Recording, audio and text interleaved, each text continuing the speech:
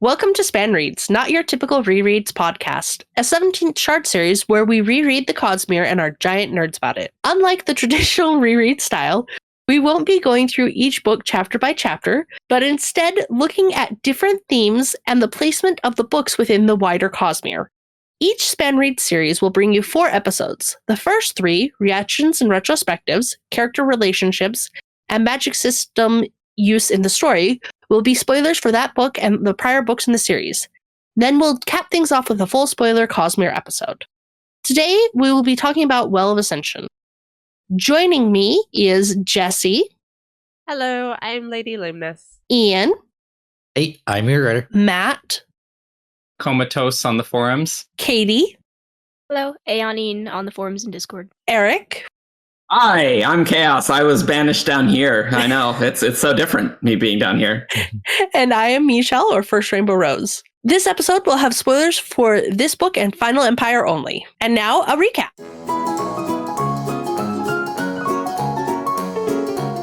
Hello, all of you lovely humans. And I bet you thought, oh, Rosemary's not in this episode. We won't hear her recap.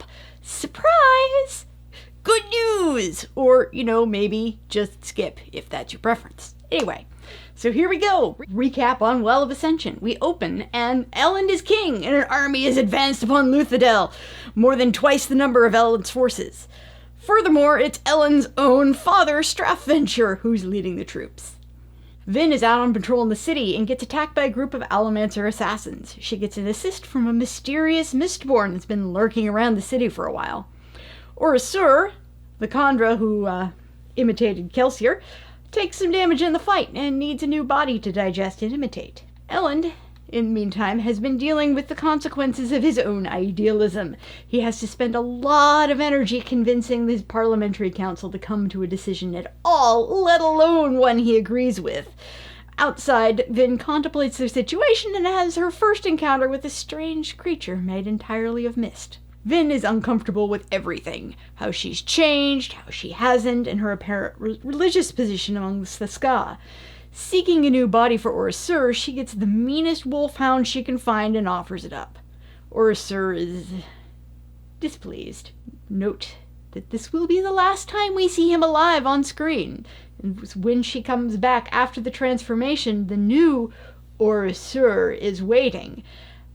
And it's really cool. One of the neat things they did with graphic audio was that they changed voice actors. The 2 voice actors sound very similar, but if you know what you're listening for, you can hear the change. It's tough because there's like a sparring scene and a few other things in between, but it's really fun if you know what you're listening for. So in the meantime, Sazed has been traveling the Dominces, teaching people the knowledge he's gathered, though he finds folks have little interest in his specialization of religions. He does learn that the mists have begun coming during the day, and buries the very first of the known Mistfallen. Marsh finds him and leads him to an empty Inquisitor stronghold. There, Sazed finds a steel plate engraved with the words of Quan, the Terrace philosopher who discovered Alendi, the not-quite hero of ages. He doesn't have time to read it all, so he takes a rubbing. Vin goes on another sparring match with the unknown Mistborn and unlocks the secret of Duralumin while trying to outsmart her opponent. And Elend is not good at handling the assembly. Luckily, he gets a distraction in the form of Army Number 2, which expels a fleeing breeze. A meeting of the crew hashes at the options, which range from bad to worse. The guards catch a terrace woman, Tinwyl, listening in on the conversation. She offers a harsh critique of Elend's deportment and offers to teach him. The servants find Orasur's discarded bones, which leads them to find a second set revealing the existence of a second Khandra in the palace, a spy. Vin twists her insides into pretzels trying to figure out who it is. And the mysterious Mistborn, identifying himself as Zane, shows up with a message from Strathventure, Elend's father, and the head of one of the armies outside, agreeing to a meeting. That night, Vin spars with Zane again in the mists, and he verbally pokes at her insecurities. He tries to convince her that her friends are merely using her, and that she doesn't fit in with them. Because Zane is a jerk. Zane's point of view reveals that he is Elend's illegitimate half-brother, and that Ruin is whispering in his ear constant orders to kill everyone around him. On Sazed's way back to Luthadel, he learns more about the daytime mists and finds a Koloss army between him and the city. And that's not good. Vin bonds with Orasur by telling him about her past. They're both surprised to find out how much common ground they have. She spots Sazed inside the city, and he informs the crew about the approaching Koloss army. Zane keeps zaning away at Vin, chipping at her confidence like the twisty little he is. Elend agrees to meet with his father, but insists on bringing Vin to introduce her. Tindwyl takes her on a shopping trip for a new dress, one that is designed for her needs as a Mistborn. The meeting with Straff doesn't go well. He isn't willing to negotiate, nor does he buy their pretense. He prepares to kill Elend. Vin, listening outside, responds to Elend's cues and uses Duralumin-fueled allomancy to bluff Elend free. They return to the city to find that the council has deposed him. Oops. Tindwyl is appalled to learn that she's been trying to teach such an inveterate cinnamon roll that he wrote the mechanism for his own removal from power into the kingdom's legal code. She's even more appalled when he refuses to invoke martial law to get around it, and the mental picture of the look on her face when Elend uses the same command that she taught him to shut her complaints down is rather beautiful. The humor of the moment is soon matched by Vin and Orasur joking about how edible ham and breeze might be. Vin has a moment of clarity in seeing the mists linger after sunrise. She makes a leap of insight and hypothesizes that the deepness could be the mists come during the day. And it kind of goes on, blah blah voting, blah blah politics, blah blah blah. Oh look, they're set! Elend's gonna have dinner with him. That'll be fun. And decide if I had a nickel for every time someone calls Elend boy, I'd have enough coins to fill a Mistborn pouch. Vin keeps trying to track down who the Kandra spy is and makes zero headway. As her bond with Orasur grows, you can just feel the guilt rippling off of him. In a bid to get an edge on the vote for king, Elend joins the Church of the Survivor. The ploy is interrupted by an attack during the assembly. Vin kills 6 Allomancers while she's protecting Elend. At the delayed vote, though, Elend's play for a deadlock fails thanks to his terminal case of cinnamon roll. Because he tells the truth when he could have lied or remained silent. Zane continues to be so terrible. He pins the attack on Set, but we readers know that it was Straff who lost a bunch of Allomancers. Sneaky, sneaky Zane, manipulating Vin with his dirty little lies. A conversation with Orasur reveals the Kandra weakness. Emotional allomancy, when fueled by Duralumin, can take control of them. Sazed and Tindwyl work through studies on the rubbing of Kwan's message, and they find plenty of contradictions between it and the logbook. Ruin's touch is right there in front of them. Elend makes a trip to the Koloss camp and has an unproductive conversation with his old friend Jost. On his way out, he picks a fight with a Koloss on a whim and uncovers a few more details about Koloss psychology, though he doesn't have enough data to make much out of it. Zane uses Elend's brush with death to push Vin over the edge, goading her into joining him on an assassination attack on Set. She rips through his guards like paper, confronts Set, and learns that he had no Allomancers left at all. The last he'd had were the assassins he'd sent at Vin at the beginning of the book. Which means, of course, he wasn't behind the assassination attempt on Elend. Vin talks Zane out of killing Set. Zane tries to convince Vin to leave the city with him. She refuses, and he attacks her. Orasur is revealed as the imposter Tensoon, and Zane goes full Bond villain exposition, confident as he has Atium and Vin doesn't. But Vin pulls a nifty little trick by watching for Zane to pre-react to her movements, and changes it. She kills him. Tensoon, who helped Vin at a crucial moment by reminding her of his race's weakness to emotional allomancy, apologizes for his part and leaves to return to the Kandra homeland. Vin runs to Elend, and while Sazed patches up her wounds, she insists that it's time to marry Elend. Now! I don't know what kind of time we'll have together, but I want some at least. Pardon me while I go cry. Sazed uses the carrot of the Well of Ascension lying about knowing its location to convince Vin and Elend to flee the city. After they are clear, Straff orders his army to withdraw for now, to clear the way for the Koloss to ravage the city.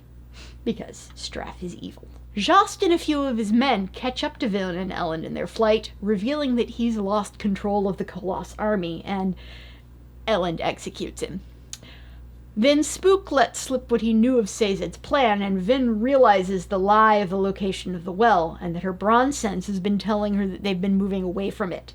They turn around to go back to Luthadel, separating so that Vin can pull Pewter Drag Rush. It's not fast enough, though, so she invents her Horseshoe Road solution. The Koloss attack Luthadel, but the city doesn't fall easily. Clubs and Doxson die fighting, and Sazed expends almost everything in his metal mines, ready to die, when Vin finally arrives on the scene. She holds off the Koloss to buy people time to flee and hide, but she doesn't have enough combat metals to last long. On instinct, she tries the same trick to control Khandra on the Koloss, and it works. Vin uses her newfound control of the Koloss to stabilize the city, giving Sazed the opportunity to search out and find Tindwell's body. More sad. Vin replenishes her metals, and a new battle begins. The remaining Luthadel forces plus the Koloss versus Straff's army. Vin punches through and kills Straff, and then goes on and takes out almost all of the generals as well. The armies, however, are fairly evenly matched, so Alrion, who's been running around, Alrioning everywhere, heads into the fray to force her father Set to commit his army in support of the Luthadel forces, because at the end of the day, Alrion is a Banff. The army does break, and what remains of Straff's forces surrender. When Ellen arrives, Vin takes him with her to find the Well of Ascension, her bronze pulses taking them below Critic Shaw. They find a cache of canned food, a metal map of the Empire, and the well. While mourning Tindwell, Sazed pores back over their research and comes across a line that bothers him. He gets a visit from the Mist Spirit, who leads him to Critic Shaw. Sazed determines that he needs to stop Vin long enough to at least talk about what they need to do, but he's stopped by Marsh, who doesn't understand why he has to attack him, but does so, and halts his progress. And also, nearly kills him, but... Ellen and Vin examine the well, but she hesitates to enter it. The Mist Spirit appears and stabs Ellen, inflicting a fatal wound. Vin steps into the well for a moment, tempted to take the power for herself and save Ellen and remake the world. But a voice whispers to her, reminding her of what she must do, and she makes the noble choice. It's a great character moment, full of selfless heroism, and it's a terrible, terrible mistake. She lets the power go, and in so doing, frees ruin. Vin sobs over the dying Ellen, and the Mist Spirit guides her to a bead of Lerasium. She feeds it to Ellen, washing it down with one of her metal vials. He recovers a bit, and Vin realizes he's burning pewter. Ellen is now a Mistborn. There's some unpacking of things, and Sazed leaves Luthadel to travel back to that Inquisitor stronghold where he'd first found Quan's engraving. And in comparing that with his rubbing, he learns that they do not match. Something has been changing the things written. They've been manipulated from the start. And now I return you to your regularly scheduled SpanReads. I would love to start because I'm very fond of Final Empire, and I'm very fond of the end of Hero of Ages, because it's a great start, great ending in Final Empire, and then really great ending for the entire series in Hero of Ages. And so I forgot how good Well of Ascension was, actually. I had remembered it as being the weakest book, but there's a lot to love in this book. Mm-hmm. The whole mystery with the epigraphs and things, so great. Just the Elendi must not reach the Well of Ascension, ... It's it's so good. I just remember exactly how I read it the first time. I was it's so good. And surprisingly, Zane, much less insufferable than I remember. Still somewhat insufferable. We'll talk about it next week for the character one. But I hated him less, let's say. It's funny how little of it I actually remembered, because I remembered so little of this. I remembered Vin going on a killing spree. Which happens much earlier than I remember. And I remembered who Tensoon was, and that was fun to see, how early in the Tensoon switches. Yeah, and it's so obvious when you know it. Obvious, but it really is. but it's one of the best surprising yet inevitable, because Orsa is just he's just not having it with Vin at all, but like Tensoon's like actually helpful and kind of having some fun, but is still trying to act like he doesn't care, but he does a lot. It works so well the first read through, and you don't pick it up, and the second read through it seems so obvious. Yeah. Yes. Yeah. It's like he repeats something he said the immediately previous scene. Like he mentions the hair not placing right, and Vin's like, you just told me that. You just talked about that. And his personality like undergoes a pretty noticeable, like his dialogue is even different. Yeah. Yeah, and it's like the foreshadowing in general in this book is phenomenal, which we'll get. Oh yeah. I'll get into a little bit later, but like there's multiple points where like Tensoon straight up doesn't know something, and Vin rationalizes it as like, oh, like when Orsa was Renault, like he wasn't really part of the crew multiple times. Yes. And it's just like, and then like she remarks on like his change in personality, like, oh, you've like, and it's like, it's so obvious. My favorite of all of these moments, I think, is when Vin just asks him some question about like, what did Kelsey tell you to do exactly with my bones? And he gives the most BS answer. It's like the fluffiest no content answer that he could give, and she's just like, okay.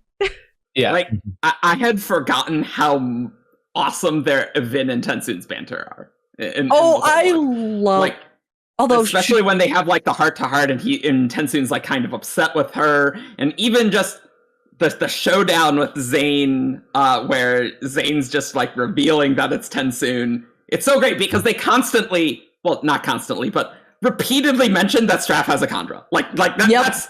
I was about to say, yep. Yeah, so it's like, oh yeah, obviously the spy is the Zane.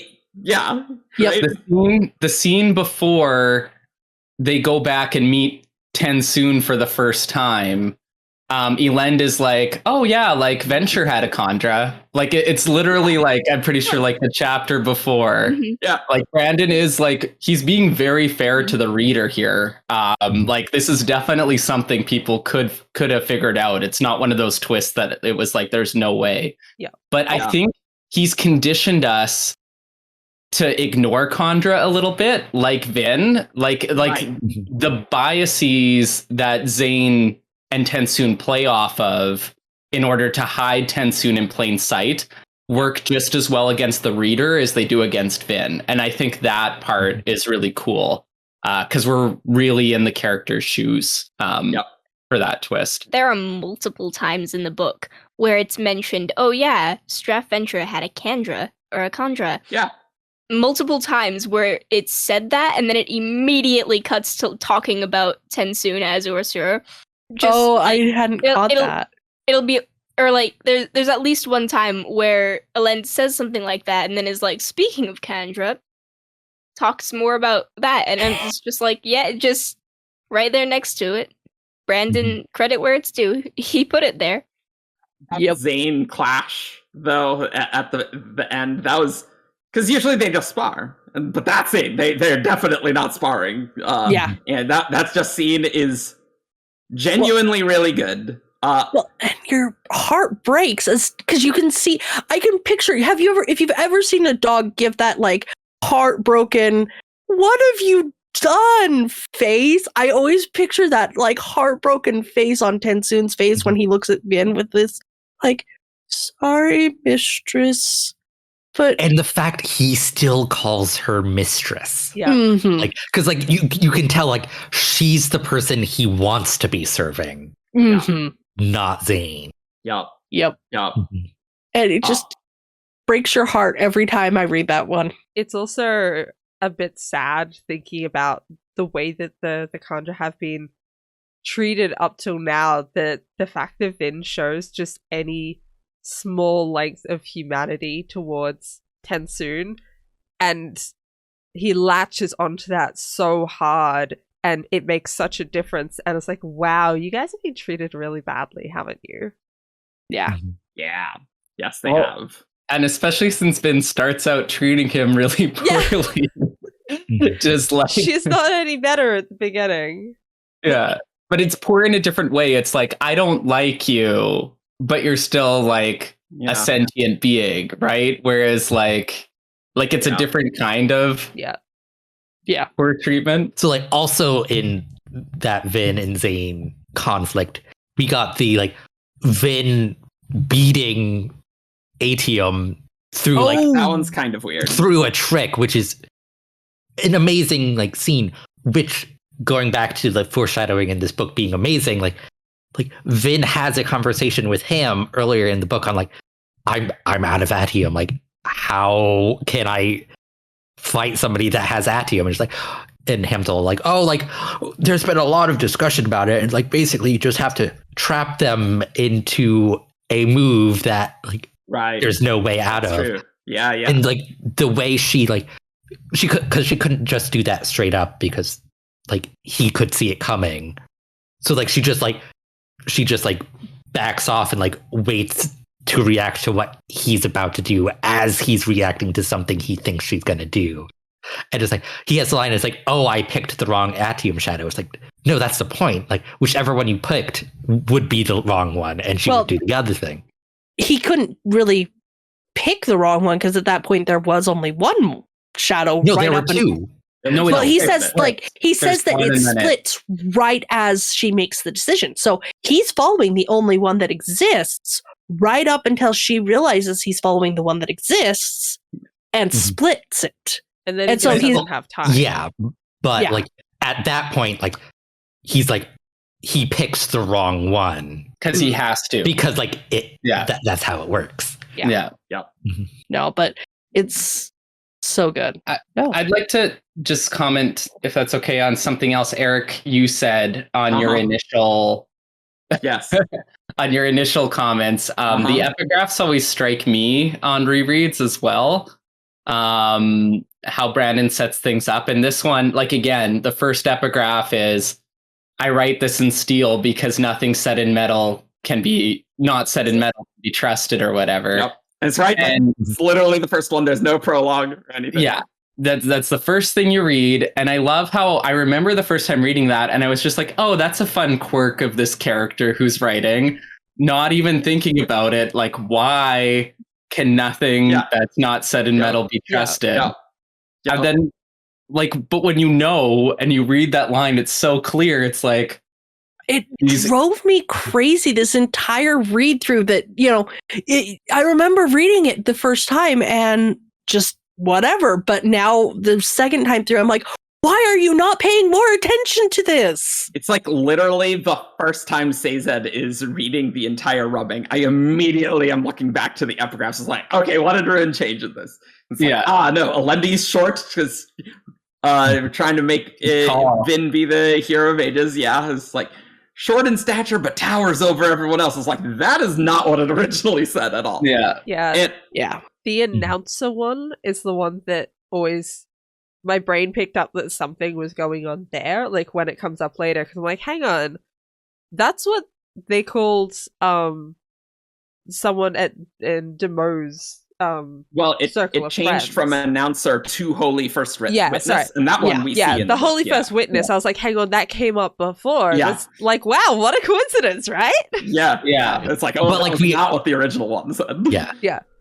It's like, because like we got that in the epigraph, and we got that in one of the Sazed Tindwell scenes as the announcer. Yep. It was like third time, like it's different. It's like, it's like, what's all going on with that? Like, it's so good. That was the moment, I think, if I'm remembering correctly, on my first read that I was like, oh, it's changing, was the Holy First Witness. Like that was the one where I was like, wait a minute. I think on my first read, I was just confused. Like, what? But then it's like, oh, it's so good. I feel like because it's going from a singular word to 3 words, I think that is one of the things that really makes it stand out. Mm-hmm. Whereas something like changing from this person was told a short, it's like it's still just one descriptive word. Whereas because this was a title and the entire structure of the title changed, like it just made it stand out so much more. Yeah, so it's nice, like we got the easily missable thing first, And so like the people who notice that one are like, something's going on here. And then we have the very obvious one closer to the reveal at the end. So like everybody can kind of like, oh wait, something's wrong. Mm-hmm. But you couldn't guess exactly. That's like, oh, there's a creature inside the Well of Ascension manipulating it all, but you can tell something is wrong for sure. It's interesting that like your thoughts on this book were more fond than you were expecting, Eric. Yes, like way more fond. I was actually more critical of the book during this reread. Just like from a writerly perspective, I don't like. There's two halves to this book. There's the whole siege plotline, and then there's the deepness well plotline. And it's like I don't think they jive very well to each other. It is a little bit clunky, especially when they have to send Vin and Ellen away. Like it's just a little odd. Yeah, and then it's like because the battle for Luthadel like is the climax of the book, and then there's like this extended section at the end where like, oh well, we also have to redo all the well stuff, and like it just like feels like because like it feels like we get the climax of the books like getting ready to end, and then there's like, but then there's all this other stuff. Like, that stuff is cool, but it's just like it's odd. The it's extended odd. epilogue is generally how I think of things like that. But yeah, definitely the sending of Vin and Eland away, like that always feels so clunky to me. And I know that Brandon initially did send them to Terrace, and it really does feel like he's made a decision, I'm gonna send them away.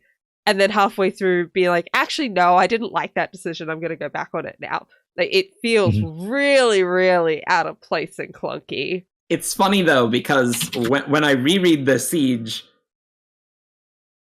and the battle, which I think is fantastic. Like I remember that being really good. Like the ending of Well of Ascension being great.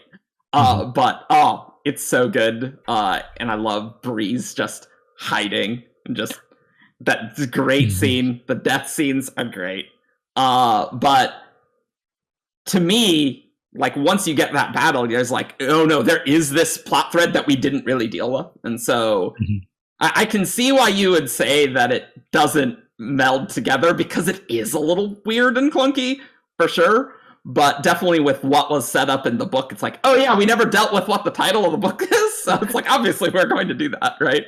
Yeah, and it's like in later books, Brennan is much better about weaving climaxes together.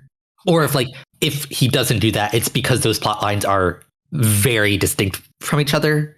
Rather than like Vin is important for both because like she's the main character. Yeah. I think the other thing with this book that made me like it better though is just how character focused it is. With very character. Like Vin and Ellen's character arcs is like that's kind of the key to the story. And and Matt, I know we've talked about it on Shardcast, but I'm like, oh yeah, this it's so charactery, and I'm more of a plot reader. So like in my first read, I liked it, but I didn't like love that part.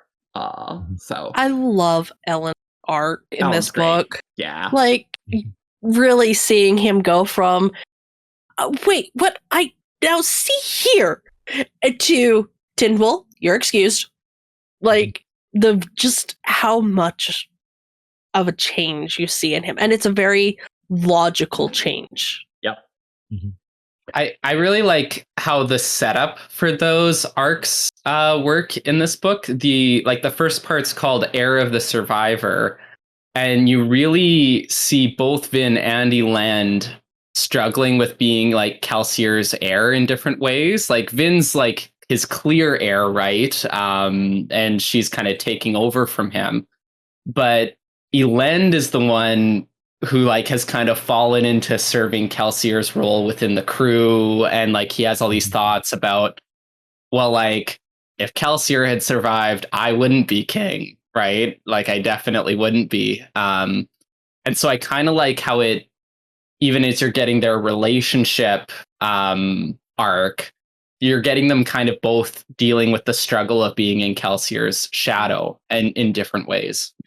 And I really noticed on this reread, jumping back to something that we were talking about last month in the Final Empire one, is we were saying how Kelsier in that book doesn't always match the persona that is made up for him. And this book really starts with that persona and who he is as a god versus who he was as a person. And there was one quote in particular that really stood out to me.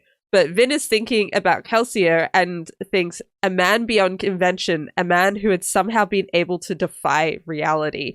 And yeah, kind of if you're thinking in just a theoretical perspective, but Kelsier didn't really do that. His legacy has done that. And it's just really, really interesting to watch how that is blooming and blossoming from this point onwards and how it is just getting bigger and bigger after his death. Going off that, one of my favorite things is Clubs, like, right before the battle, is like, do you really think Kelsier's gonna save us? Like, that is ridiculous, and Clubs is just not having it at all. Nope. Because, like, they knew Kelsier. Clubs is very realistic. Like, what are we doing here, guys? Like, that is insane.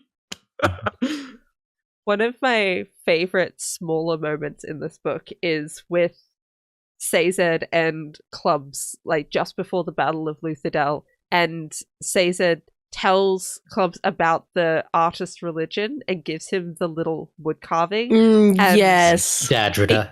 And acknowledges, like, I've always noticed that you were an artist, and like that is such a part that people forget, but that's who you were before this. And it gives me tingles thinking about it. It's such a sweet scene. It really is. It's a sweet scene that didn't have to be there, but Brandon's put it in anyway to flesh out two side characters who aren't, like, it has nothing to do with the main plot or the main characters at all.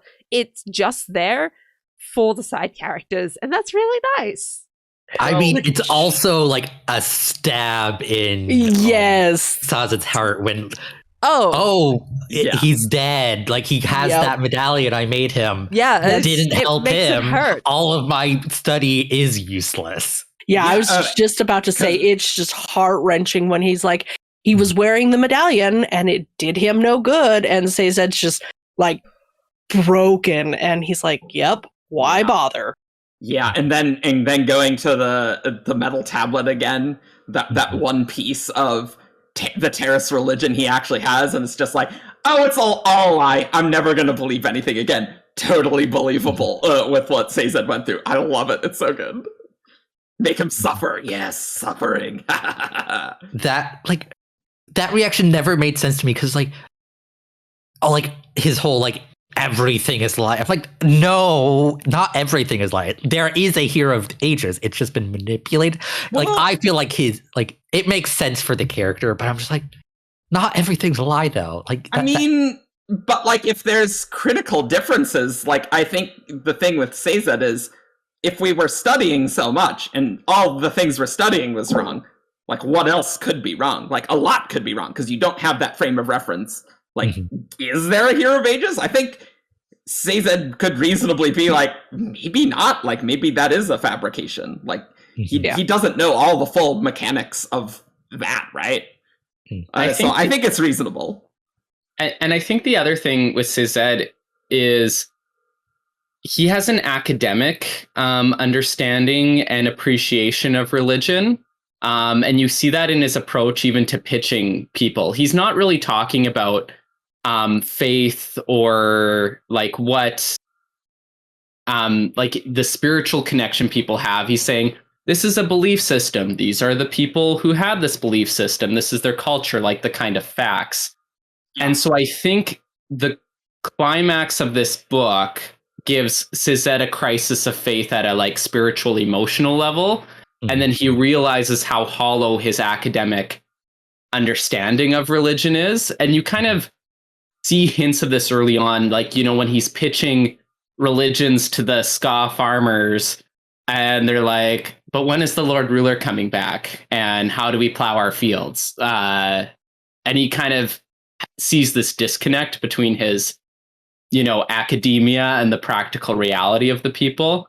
And so when he's put in a position where he needs higher power or something to look to beyond himself, he finds nothing, right? And so that's where his kind of crisis of faith works for me, because he's moving from that academic to that more to actual need of, instead of just, oh, this is it in theory, it's a, wait, I actually need to believe in something and I don't believe in any of them, so now they're all hollow instead of just Right.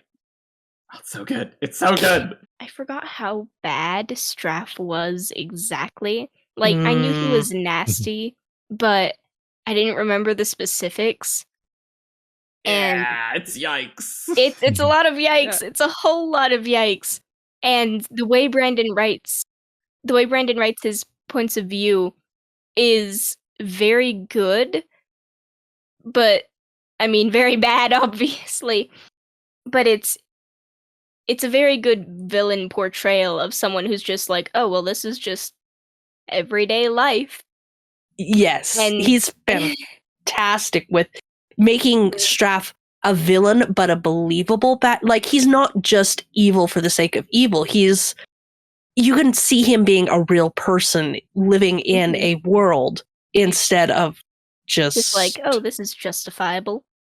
He's just a vile person, and that is who he is, which makes his death so satisfying. Just jump back quickly to like him being a terrible person. Like, there's the line of like, he remarks on Amaranta. It's like, oh, she used to be so beautiful, like, but like over the last like 10 years, like she's gotten old. She's in her like mid to late 20s. Yeah. When I Like, that's like not good. She's had what? I think it says that she's like 30. Yeah. late 20s. At some point. But still, like, she's had like, late 20s. yeah, she's had a couple of kids and now and it makes her hatred of him, which, by the way, I loved that whole, like, the first time I read it, and I was so excited to get back to it, the scene of him, of like, when you're addicted, that's what happens. You start to feel good. Like, you just, that, like, it is a different way of getting revenge on a bad guy, and I love it because it's so satisfying to watch somebody go through withdrawal symptoms. Especially Straff. It's like, okay, you're a piece of garbage, so I don't care about any of these things. Fantastic. And I don't feel bad. No, not even a little bit. Mm-hmm. Going back again a little bit to Amaranta, one of the things that I think makes his nastiness kind of hit more is that I was like a middle schooler when I first read these books. I was young. I didn't know things. So like, I'm sure I caught the overtures, but I didn't catch kind of the more insidious, like, just pedophilia, awfulness. Yeah, that and like sexism, and like I had this image in my head that like Amaranta was like older, or at least middle-aged to later, and I didn't really catch that in the book, that like, no, these people they're young and they get to being like really not old. But like he described her as aging and all this stuff, and like my brain was like, oh, she's really old. No. She's really not. Nope. And the girl he takes to show, like, to kind of show a lens. Yeah, the Vin replica set. The Vin replica. She was like, I can get one just like yours. She was described as being like 15. Yeah. It's like, oh no. And you know that he's bedded her at that point. Yeah. And like, he does afterwards too. There's specifically a line afterwards about how he's like, well, time to go show myself I can be in control again by going and poor girl. It's just what a slimy individual. I think he's like probably the most garbage person Brandon has written. Yes. Like, more so than like the other people who would like be in contest would be like Sadius. And I'm like, no, like, Straff is multiple levels past. Yeah. Sadius. He's just pure unredeemable garbage. Yeah.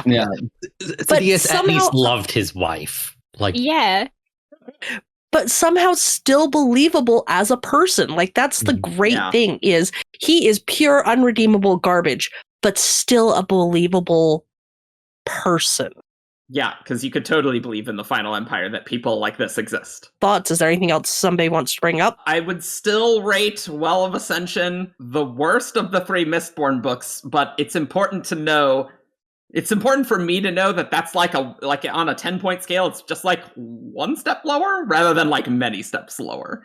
Just because there's a lot to love in this. Obviously, it's Brandon's earlier writing and it's his first sequel, really. So like it doesn't, like, the 2 plot lines don't gel as well as maybe he could do it now, but like it's cool. It's cool. There are some problems, but it's really good, and that ending is really good, and it's slow at the beginning, but not as slow as I remember. Not as slow as Final Empire. I found that Final Empire, like, I know that we talked last time, Matt, that you didn't find Final Empire slow. I found Final Empire slow differently to this. Like, that was like, okay, I am an epic fantasy and I am moving along at my own pace. This one dragged, and like particularly the first 2 parts, and I think it was because the first 2 parts are complete setup in my mind, and we get no payoffs until we get to part 3. So it just feels like we're waiting. So they both felt slow to me, but this one felt slow in a more negative way than with the Final Empire, which I just thought knew how to take its time and did that.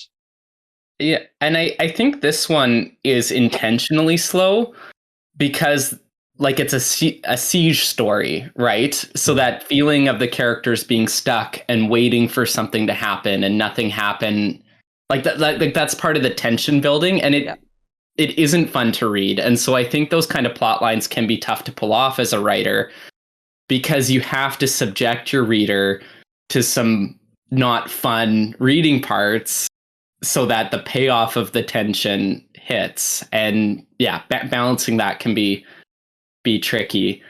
And another thing I'd like to say with this book is Vin's, I found, and I think I found it like this last time, Vin's power creep is very sudden, and on a reread, I don't think I would have noticed this if I hadn't done the reread of Final Empire, because reading the full trilogy, you just think of Vin as being like the most powerful person ever, and is an amazing Mistborn, right? But reading Final Empire, like even the last battle with the Lord Ruler, like she does some clever tricks to get around the Inquisitors and stuff, but she's still like not a fully trained Mistborn at the end of that book. And this book, it's like, oh, I'm taking on 8 Allomancers, including a Mistborn in the first scene that I'm in, which is something like Kelsier took on multiple Haze killers and then ran away when the Allomancers showed up. So, like, I found that really striking, how quickly we're like, oh, Vin has leveled up some in the year off. Yeah. And, yeah. Well, and she even comments at one point, she takes on like 10 Haze killers, and she comments and she's like, didn't Kelsier say that he struggled with half a dozen? And she's just like, okay, what's next? And then with Dralaman, she's just like, I am God tier. I am doing God tier things. Sucks to be you. Yeah. And I love it. But yeah. The introduction of Dralaman was handled cool too. That was really good. Yeah. Thank you for watching. You can find us at 17shard.com for all the news, discussion, theories, and fun you could ever want. You can find us on Facebook, Twitter, SoundCloud. You can leave us a review on iTunes. You can subscribe on YouTube, and you can also support us on Patreon. See you next time. Bye. Bye. Bye.